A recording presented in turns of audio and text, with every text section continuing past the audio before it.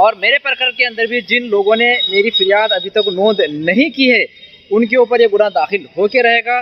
देखो, ये अधिकारी जज नहीं है, ये बिल्कुल समझ लो। अगर कोई तुमसे पुलिस स्टेशन में इस तरह का सवाल जवाब करता है ना, उसको स्पष्ट ये कहो कि वो कोर्ट का काम है फैसला सुनाना, सही गलत, दोषी निर्दोष जो है, ये तुम्हारा काम बिल्कुल भी नहीं है। गुनाह हुआ है क्या नहीं, रेप, चोरी, जो भी चीज़ें हैं, तो इसका फैसला जो है तो उसके लिए हमारे अदालतें हैं, है ना। ये अधिकारी खुद इधर जज बन के बैठ जाते हैं और चलो। तो चांद्र बिस्वा ओपी इंचार्ज से लेकर थानेदार, SP, IG Amravati, IG Maharashtra और डीजीपी 9 अधिकारियों के ऊपर मैंने पुलिस तकरार प्राधिकरण में इसी मुद्दे पर केस किया हूँ कि मेरी फरियाद नोंद नहीं कर रहे हैं। इसके साथ बलात्कार भी हो गया ना, तो ये जल्दी गुनाह नोंद करती नहीं, घंटों बैठाएंगे, उसको पूछेंगे कैसा बलात्कार हुआ, अभी डबल करके बताओ। यानी फिर मैं जनता से ये पूछना चाहता हूँ कि अगर आप पुलिस स्टेशन में रिपोर्ट लिखाने जाते हैं तो आपसे सवाल कैसे पूछे जाते। पर बैठे हमारे जो बड़े नेता पुढ़ारी है ना, कोई भी नीचे से ऊपर तक देख लो, या फिर अधिकारी कर्मचारी जो हमने पगार पे रखे हुए, ये अपने पावर का, कलम का कैसा दुरुपयोग करते हैं वो मैं आपको बताना चाहता हूँ। कि अभी देखिए कुछ 3-4 दिन से जो है तो एकदम एक उलझन थी। हमारी जो पत्रकार उमा बोझरे हैं उनके ऊपर खोटा आरोप लगाया गया, गुनाह दाखिल किया गया। तो अब मेरे ऊपर भी ऐसे ही हुआ था, घर में घुस के डकैती किया, 60 वर्षीय महातरी की छेड़छाड़ किया, ऐसे खोटे आरोप फौरन मेरे ऊपर दाखिल हो गए। लेकिन फिर मैं जनता से ये पूछना चाहता हूँ कि अगर आप पुलिस स्टेशन में रिपोर्ट लिखाने जाते तो आपसे सवाल कैसे पूछे जाते। अगर आपकी मेहनत की कमाई, अगर कोई डकैत चोर लूट कर चला गया तो उसके बिल बताओ, खरीदी बताओ, है ना, ये जज बन जाते। देखो, जज फैसला करना है ना, ये जज का काम है। पुलिस का काम है कि जो भी बंदा आता है फरियाद लेकर, उसकी फरियाद नोंद की जाए। माननीय सुप्रीम कोर्ट का स्पष्ट आदेश है, हाई कोर्ट के कई अनेक आदेश है ललिता कुमारी वर्सेस गवर्नमेंट ऑफ यूपी में, कि फरियाद नोंद करना चाहिए, भले ही झूठी फरियाद हो। अगर कोई खोटी फरियाद देता है तो IPC 211 के तहत फरियाद देने वाले के ऊपर कार्रवाई की जा सकती है। तो एक आम नागरिक जब जाता है अपनी फरियाद लेकर, उसके साथ अगर मानहानि अगर इसके साथ बलात्कार भी हो गया ना, तो ये जल्दी गुनाह नोंद करती नहीं, घंटों बैठाएंगे, उसको पूछेंगे कैसा बलात्कार हुआ, अभी डबल करके बताओ। यानी ऐसी स्थिति है। और मैं क्या कर रहा हूँ, आप खुद देख सकते हो कि आपके साथ क्या होता है। अभी मैं खुद पीड़ित हूँ, तकरीबन पिछले 2-2.5 साल से मैं इनसे मतलब हज़ारों तकरारें कागज़ में देने के बाद में मांग किया हूँ कि मेरी फरियाद नोंद की जाए, है ना। तो इन्होंने नोंद नहीं की है। तो चांद्र बिस्वा ओपी इंचार्ज से लेकर थानेदार, SP, IG Amravati, IG Maharashtra और डीजीपी 9 अधिकारियों के ऊपर मैंने पुलिस तकरार प्राधिकरण में इसी मुद्दे पर केस किया हूँ कि मेरी फरियाद नोंद नहीं कर रहे हैं, है ना। मेरी अगर फरियाद खोटी है, झूठी है, तो IPC 211 के तहत मेरे ऊपर गुनाह दाखिल करो।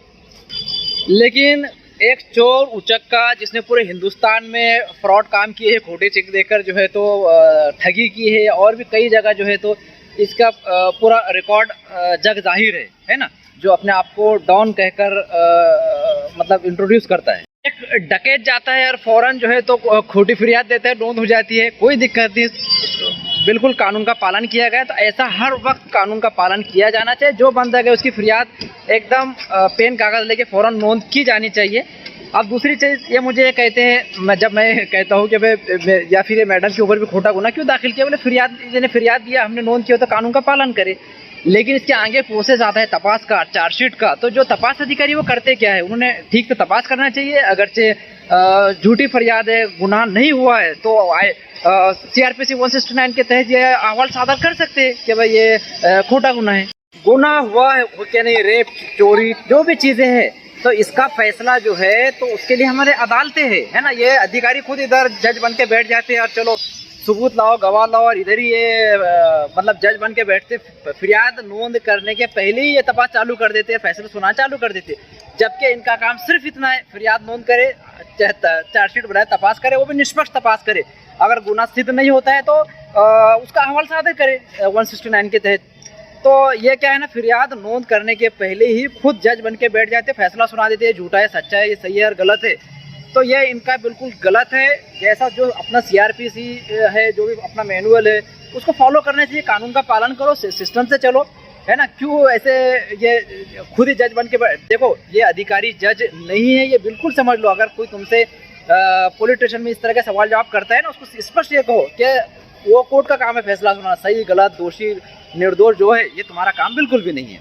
पुलिस स्टेशन में अगर कोई फरियादी अपनी फरियाद नोंद करने के लिए जाता है, उसकी फरियाद अगर नोंद नहीं होती है CRPC 154(1) के तहत, तो CRPC 154(3) के तहत वरिष्ठ अधिकारी SP साहब या CP को जो है तो हम लिखित फरियाद दे सकते हैं और 7 दिन के अंदर गुना दाखिल होना चाहिए। अगर फिर भी नहीं होता है तो आप पुलिस तकरार प्राधिकरण के अंदर इनकी शिकायत कर सकते हो, DGP साहब के पास ये दोनों की शिकायत कर सकते हो कि आपका गुनाह नोंद नहीं किया जा रहा है। और एक बात यहाँ ध्यान रखना चाहिए कि जो अधिकारी गुनाह नोंद नहीं करता है, थाने अमलदार ड्यूटी ऑफिसर, उसके ऊपर IPC 166, 217, 218 से अनेक कलमें लगती है, वो गुनाहगार है और उसको बाकायदा सज़ा भी होती है ना। कई अधिकारियों के ऊपर इस तरह की कलम लग चुकी है। और मेरे प्रकरण के अंदर भी जिन लोगों ने मेरी फरियाद अभी तक नोंद नहीं की है, उनके ऊपर ये गुनाह दाखिल होके रहेगा। पुलिस तकरार प्राधिकरण में जो मेरी न्याय का संघर्ष जारी है, वो हाई कोर्ट, सुप्रीम कोर्ट तक मैं लेकर जाऊंगा। 13/6/2021 को जो पुलिस अधिकारी बल जबरी से बिना परवाना मेरे घर में घुसे थे और मेरी माँ बहन के साथ जो इन्होंने बदतमीजी, अश्लील शिवीगाड़, धमकियाँ दिए थे, इसकी सज़ा इनको ज़रूर मिल के रहेगी। जो मेरे ऊपर खोटे आरोप लगाए डकैती के अंदर जो इन्होंने मुझे अटकाए है, उसके पूरे मुद्दे, पूरे कागज़ पत्तर, पुरावे मेरे पास है। और मेरी जो मतलब मैं वकालत में जो एडमिशन लिया ना, वो इसीलिए लिया हो, है ना, कि मुझे मेरे न्याय की लड़ाई लड़ना है।